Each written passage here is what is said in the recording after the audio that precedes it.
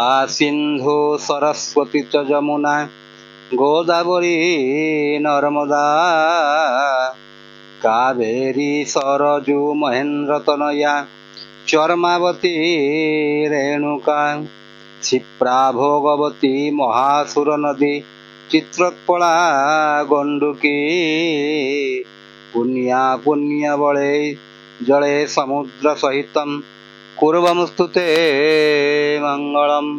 जय जगन्नाथ। मु ज्योतिर्विद चंद्रशेखर नायक मोर चैनल ज्योतिषर जातक को आपण मानू मोर अंतरर गभीरतम प्रदेश स्वागत जनाऊँ। बंधुगण आमे जो नक्षत्र कथाटी आलोचना करथिले आमे वर्तमान सुधा 4टी नक्षत्र कथा पढ़ी सारिलेनी अश्विनी बीजा कृतिका रोहिणी। एबे नक्षत्र चक्रर 5 नंबर नक्षत्र को जीवा जहाँ को कहा जाए मृगशिरा नक्षत्र। ताले बंधुगण मृगशिरा नक्षत्रर 4 पाद मध्यरु प्रथम 2टी पाद जाए वृष राशि रे आउ 2टी पाद जाए शेष 2टी पाद जाए मिथुन राशि रे। ताले 2टी पाद होछि वृष राशि आ 2टी पाद मिथुन राशि। सेथि पई केते व्यक्तिंकर राशि थाए मृगशिरा वृष भी थाए आउ केतेकंकर राशि मृगशिरा मिथुन मध्य थाए। ताले बंधुगण आमे देखिबा जे एई विषय रे आमे जानिबा सेथि पई मु नैछि पाठ 415 आउ शीर्षकटीर ना होछि मृगशिरा वृष बा मिथुन 5/2 बा 5/3। तांकर प्रकृति केमिति स्वभाव केमिति वृत्ति केमिति सतर्कता से कौन अवलंबन करिवे से कथाटी आमे आलोचना करिबा। ठीक अछि बंधुगण देखंतु जेउ माने 5 नंबर नक्षत्र रे बा मृगशिरा नक्षत्र रे जन्म ग्रहण करिथांती सेमानकर दशा स्वामी होउछंती मंगल। सेमाने ता माने मंगल महादशा रे सेमाने जन्म हेइथांती। सेमानकर देवता होउछि सोमदेव। देवता हेउछंती सोमदेव। तेणु आपण माने जेकोसी कार्य रे जदि जाउछंती ताल ओम सोमाय नमः मंत्रटी मध्य जप कर देइके जाई पारिबे। अच्छा तापर देखंतु बंधुगण ताल से जो मृगशिरा नक्षत्र कथा आमे आलोचना करूचे आमर शरीर रे तांकर स्थानटी कोठी मु कहिछि जे मृगशिरार प्रथम 1 नंबर आ 2 नंबर चरणटी वृष राशि रे जाउछि। तेणु तार मालिक होउछन्ती शुक्र कना वृष राशि रो मालिक होउछन्ती शुक्र। तेणु जो मानकर 5/2 सेई मृगशिरा से कौन करंती कोउठ थांती ना गाल स्वर जंत्र आ रक्त वाहिनी एतिकिरे थांती। आ जो मानकर मृगशिरा मिथुन अर्थात 3 नंबर 4 नंबर चरण तार मालिक आसी जांती बुध कना एटा मिथुन राशि की पळाए। मिथुन राशि की पळै गले तार मालिक हो जांती बुध। ताले सिया हमर शरीर रे केउ अंग रे तांकर आधिपत्य विस्तार करंती। 1 नंबर होछि कोळा 2 नंबर कान 3 नंबर बाहु 4 नंबर हला कांध एति की स्थान पाए 3 नंबर 4 नंबर चरण रे हेइथाय। आ मृगशिरा नक्षत्रटी देखिबाकू तांकर चित्रटी को भलिया हरिण मुंड भलिया तांकर चित्रटी हेइथाय। ठीक अछि बंधुगण तापर देखंतु आपण माने विचार करिबा जे एई प्रकार राशि मानकर एई प्रकार नक्षत्र से जो राशि हेइथाउ वृष राशि हो बा मिथुन राशि हो तांकर शुभ संख्या हेइथाय 9 आउ अक्षर शुभ अक्षर होउछंती के आउ भी अर्थात हमर ओडिया रे क आउ भ। आपण जदि किछि व्यवसाय प्रतिष्ठान रो नाम दबाको चाहुछंती ताले आपण के आउ भी रे देई परिबे आपण को पय यह अत्यंत शुभप्रद हबो। आउ जदि कलर कथा कहिबा रंगटी होउची सिल्वर कलर आउ ग्रे कलर धूसर कलर। प्रथम हला सिल्वर कलर तापर होउची ग्रे कलर ए दीटी कलर आपण को पय शुभ। आउ मृगशिरा नक्षत्रंकर दिग होउची नैऋत कोण। नैऋत कोण कहले बंधुगण आमे एया बुझिबा जे पश्चिम ଆଉ ଉତ୍ତର ଦିଗର ମଧ୍ୟବର୍ତ୍ତୀ କୋଣଟି, ତାକୁ ଆମେ କହିବା ନୈಋତ କୋଣ। ବୃକ୍ଷ ହେଲା ବରଗଛ। ଆଉ ଯଦି ଆମେ ବିବାହ ଦଶମେଳକ କରୁଛେ ତାହେଲେ ମୃଗଶିରା ନକ୍ଷତ୍ରର ଯୋନି ହେଉଛି ସର୍ପଯୋନି। ଆଉ ଗଣ ହେଉଛି କ'ଣ? ସେ ହେଲେ ଦେବଗଣ। ନାରୀ ହେଉଛି କ୍ରୋଡ଼ ନାରୀ। ତାହେଲେ ବନ୍ଧୁଗଣ, ଆପଣମାନେ ତ ଏ ବିଷୟରେ ଜାନକାରୀ ପାଇଲେ ଯେ କେଉଁ ଅକ୍ଷର ଶୁଭ, କେଉଁ ରଙ୍ଗ ଶୁଭ, କେଉଁ ଦିଗ, ସବୁ ଆପଣ ଜାଣିପାରିଲେ। ଏବେ ଆମେ ଜାଣିବା ଯେ ଯେଉଁମାନେ ମୃଗଶିରା ନକ୍ଷତ୍ରରେ ଜନ୍ମ ହେଇଥାନ୍ତି ସେମାନେ କେଉଁ କେଉଁ ବୃତ୍ତି କରିବାକୁ ଭଲ ପାଆନ୍ତି। ମୁଖ୍ୟତଃ ସେମାନେ କ'ଣ ହେଇଥାନ୍ତି? ତାଙ୍କ ଭିତରେ ଗୋଟେ ସୃଜନଶୀଳତା ଥାଏ। ତା ଅର୍ଥ ଗୋଟେ ଇନୋଭେଟିଭ ଆଇଡ଼ିଆ ସେମାନେ ମନକୁ ବାହାର କରିଦିଅନ୍ତି। ତେଣୁ ସିଏ କବି ହେଇଥାନ୍ତି, ଲେଖକ ହେଇଥାନ୍ତି, ସଙ୍ଗୀତ ପ୍ରିୟ ହେଇଥାନ୍ତି। ଆଉ ମୁଖ୍ୟତଃ ଯଦି ଏମାନେ ରିଅଲ ଇଷ୍ଟେଟ ଧନ୍ଦାଟି କରନ୍ତି ତାହେଲେ ତାଙ୍କ ପାଇଁ ମଧ୍ୟ ବହୁତ ଭଲ ରହିବ। ଟ୍ରାଭେଲ ଏଜେନ୍ସି ଖୋଲିପାରିବେ, ଆଷ୍ଟ୍ରୋଲୋଜର ହେଇପାରିବେ, ଆଉ ମୁଖ୍ୟତଃ ଶିକ୍ଷକ ହେଇପାରିବେ, ଅଧ୍ୟାପକ ହେଇପାରିବେ, ଓକିଲ ହେଇପାରିବେ। ଆଉ ମୁଖ୍ୟତଃ ଆଉ କ'ଣ ନା ସେଲ୍ସମ୍ୟାନ୍। ଏମାନେ ଯଦି କୌଣସି ଜିନିଷ ସେଲ୍ କରିବାକୁ ଚାହିଁବେ ତାଙ୍କ ପାଇଁ ବହୁତ ସହଜ ହେଇଯାଏ। ତା କାରଣ ହେଉଛି ସେମାନେ କଥା କହି ଶିଖିଛନ୍ତି। କଥା କହି ଜାଣେ ଯିଏ ପଚା ମାଛ ବିକେ ସିଏ। ତେଣୁ କଥା ଭଲ ଯଦି କହି ଜାଣିଛନ୍ତି ତାହେଲେ ସିଏ ନିଶ୍ଚିତ ଭାବରେ ଜିନିଷଟାକୁ ସେଲ୍ କରିପାରିବେ। ଆଉ ଆନିମଲ ଟ୍ରେନର, ଯେଉଁ ପଶୁମାନଙ୍କୁ ସବୁ ଟ୍ରେନିଂ ଦିଆହେଉଛି, ଯଦି ସେଥିରେ ମଧ୍ୟ ସେ କାମ କରିବାକୁ ଚାହିଁବେ ତାହେଲେ ମଧ୍ୟ ସେ କରିପାରିବେ। ତାହେଲେ ବନ୍ଧୁଗଣ ଦେଖନ୍ତୁ, ତାହେଲେ ଏଇ ପ୍ରକାର ବୃତ୍ତିର ସେମାନେ ଅଧିକାରୀ ହେଇଥାନ୍ତି।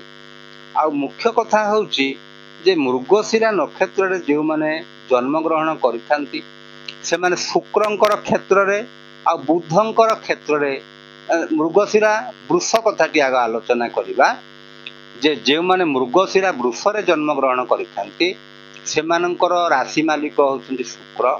ଶୁକ୍ର କ୍ଷେତ୍ରୀ ବୋଲି ତାଙ୍କୁ କୁହାଯାଏ। ଆଉ ସେମାନେ ଦେବତା ଗଣ ହେଇଥାନ୍ତି, କପାଳ ଟିକେ ବଡ଼ ଥାଏ, ଆଉ ସେମାନେ କୂଳ ନାୟକ ହେଇଥାନ୍ତି।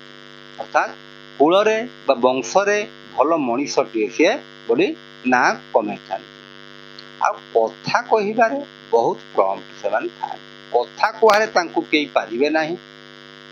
କିନ୍ତୁ ହେଲେ କ'ଣ ହେବ, ଟିକେ କୃପଣ ସ୍ୱଭାବର ହେଇଥାନ୍ତି। ତା ମାନେ ହେଉଛି କୃପଣ ସ୍ୱଭାବର ଅର୍ଥ ହେଉଛି ବନ୍ଧୁଗଣ ବୁଝନ୍ତୁ, ଯୋଉଠି ଯେତିକି ପଇସା ଖର୍ଚ୍ଚ ହେବ ସେ ସେତିକି ପଇସା ହିଁ ଖର୍ଚ୍ଚ କରନ୍ତି। ଅଧିକା ସିଏ ମୋଟେ ଖର୍ଚ୍ଚ କରନ୍ତି ନାହିଁ। ସେ ଉଚିତ ବାଟରେ ହିଁ ପଇସାଟି ଖର୍ଚ୍ଚ କରନ୍ତି। ତେଣୁ ତାଙ୍କୁ ଲୋକମାନେ କୃପଣ କହନ୍ତି। କିନ୍ତୁ କୃପଣ ସେମାନେ ନୁହନ୍ତି। ଯୋଉଠି ଯାହାର ଯେତିକି ଖର୍ଚ୍ଚ କରିବା କଥା ସିଏ ତ ସେତିକି କରୁଛନ୍ତି, ଆଉ କୃପଣ କ'ଣ?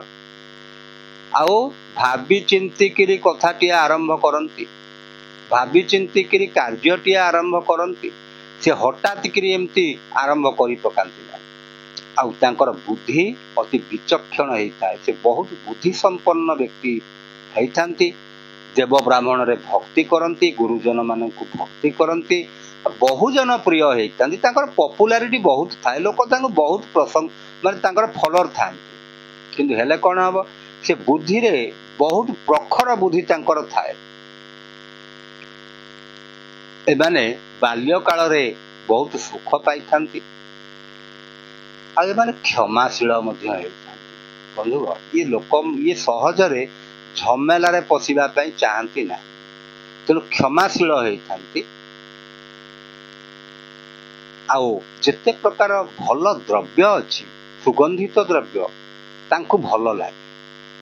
ଯେତେ ପ୍ରକାର ଭଲ ଜିନିଷ, ସାର୍ଟଟିଏ କିଣିବେ ବ୍ରାଣ୍ଡେଡ ସାର୍ଟଟିଏ କିଣିବେ, ଖାଇବେ ଭଲ ଖାଇବେ, ସବୁଥିରେ ଭଲ।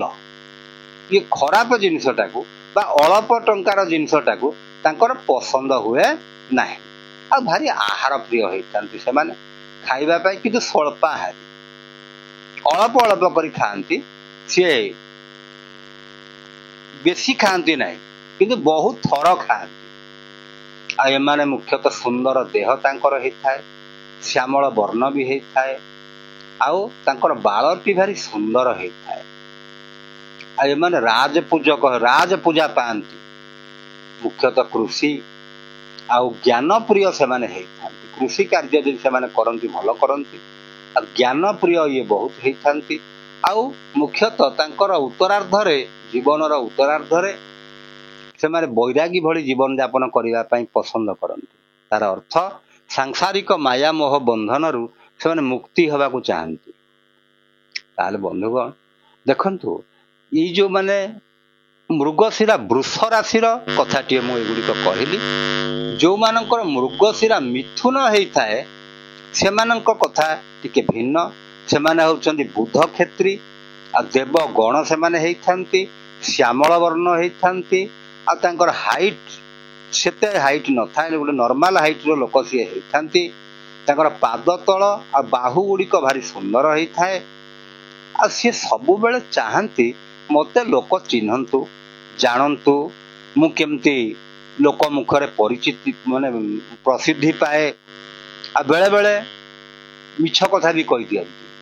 କିନ୍ତୁ ମିଛ କଥା କହିବା ଭୁଲ ନୁହଁ। ସେଇ ମିଛଟା ସେତିକି ବେଳେ ଠିକ୍ ହେଇଥାଏ ଯେତେବେଳେ ମିଛ କଥାଟି ଶୁଣିବା ଦ୍ୱାରା ଲୋକର ଉପକାର ହେଇଥାଏ। ସବୁବେଳେ ଯେ ସତ କଥାଟା ଠିକ୍ ସେଟା ନୁହଁ। ମିଛ କଥାଟିଏ ଶୁଣିକରି ଯଦି ଲୋକ ତାର ପରିବର୍ତ୍ତନ ଆସୁଛି, ସକାରାତ୍ମକ ଆଡ଼କୁ ଯାଉଛି, ତାହେଲେ ସେ ମିଛଟା ହିଁ 100 ଠାରୁ ବଡ଼ ବୋଲି ତାକୁ କୁହାଯାଏ। ଆଉ ଏମାନେ ତାଙ୍କ କଥାଟା ସହଜରେ ଲୋକ କେହି ଜାଣିପାରନ୍ତି ନାହିଁ। ଆଉ ଗୀତ ବାଦ୍ୟରେ ଏମାନେ ବହୁତ ପ୍ରବୀଣ ହେଇଥାନ୍ତି। ଯେତେ ପ୍ରକାର ଏଣ୍ଟରଟେନମେଣ୍ଟ କାର୍ଯ୍ୟକ୍ରମ ଅଛି ତାକୁ ସବୁ ଦେଖିବାକୁ ତାଙ୍କୁ ଭାରି ଭଲ ଲାଗେ। ଏମାନେ କୃଷ୍ଣ ଭକ୍ତିର ଲୋକ ହେଇଥାନ୍ତି। କିନ୍ତୁ ସେ କ'ଣ ହେଇଥାନ୍ତି? ଦନ୍ତ ରୋଗୀ ବି ହେଇଥାନ୍ତି। ଆଉ ନେତ୍ରଟି ତାଙ୍କର ସୁନ୍ଦର। ଆଉ ସେ ସବୁ ପ୍ରକାର ମେନ୍ ହେଉଛି କଥା ବାକ ପଟୁତା ତାଙ୍କର ଥାଏ। ଆଉ ସେ ଝମେଲା ଝାଟିରେ ପଶିବାକୁ ବି ଚାହାନ୍ତି ନାହିଁ। ବ୍ୟକ୍ତି ଯଦି କିଛି ଭୁଲ କରିଛନ୍ତି ସେ ତାଙ୍କୁ କ୍ଷମା ଦେଇ ଦିଅନ୍ତି। ଆଉ ବହୁତ ଐଶ୍ୱର୍ଯ୍ୟଯୁକ୍ତ ହେଇଥାନ୍ତି। ଟଙ୍କା ପଇସାରେ ସେ ବହୁତ ସାଉଣ୍ଡ ଥାନ୍ତି। ସେଥିପାଇଁ ବେଳେବେଳେ ମନରେ ଗର୍ବ ବି କରିଦିଅନ୍ତି। ତେଣୁ ବନ୍ଧୁଗଣ ଗର୍ବ କରିବେ ନାହିଁ କେବେ।